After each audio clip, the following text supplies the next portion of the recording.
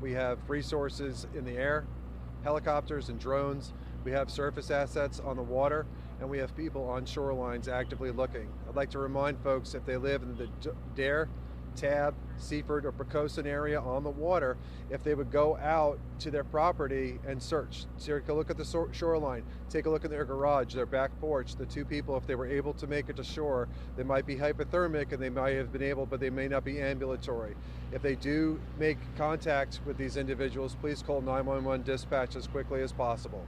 But we have resources right now from the United States Coast Guard, from Sector Virginia, Training Center Yorktown. We have York County Fire Department, Poquoson Fire Department, Hampton County Fire Department, Port of Virginia, Virginia Marine Resources Commission, and several other agencies, all actively looking for the survivors on the water. So at this point, it is still a search and rescue effort? Without question. All agencies are on that right now. We are actively looking for survivors in the water.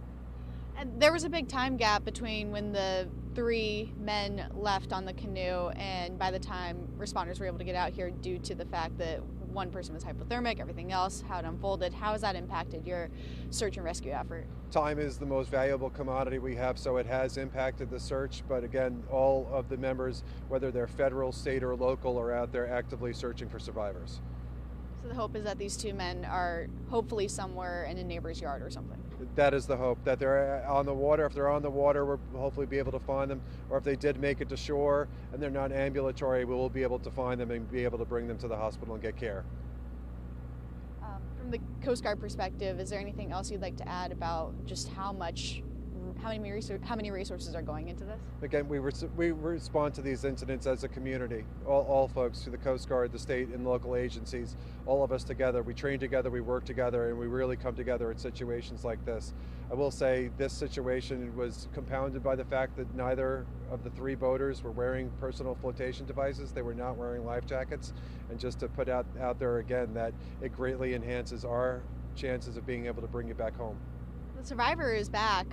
We've seen him around. Is that helping out? Yes, he was able to give us some information specifically about where the canoe capsized, where he came ashore. Say we were able to validate our search patterns based upon his information. Anything else? Sir? No, nothing else. That's great. I have nothing. Like Captain Carroll said, we're all hands on deck right now. We're working together and hopefully find these individuals safely. How many resources from you guys are there? From us, we have 3 vessels here currently and 8 officers. Yes, ma'am. Can we get name and title as well? No, ma'am. My name and title? Yes. Captain Green, Virginia Marine Police. You guys, did you recover a canoe? Is that we had that? Yeah, the canoe that you guys were able to tow back over to the marina. Tell us about that. The canoe was recovered. I don't have any other details at this time, but it was recovered. Okay. What was the condition of the canoe found in?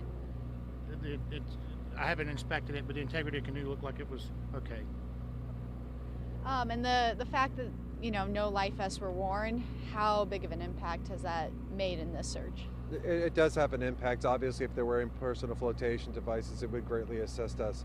And just put a reminder out to folks, if you're going to be out on the water, no matter what you believe your skill level is as a mariner or as a swimmer, a personal flotation device is your best possible chance of us being able to locate you and bring you back safely.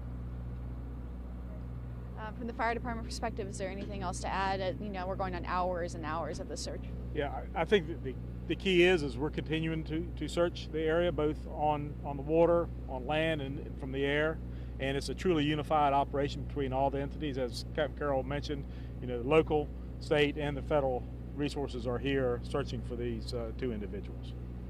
As far as I understand, after talking with the family, these boys are local. How hopeful are you that things will turn out well? We're always hopeful that we can bring them back safe, and that's why we're continuing to search for these young men. Anything else? No, ma'am. Thank you, guys. Thank you very much. Thanks.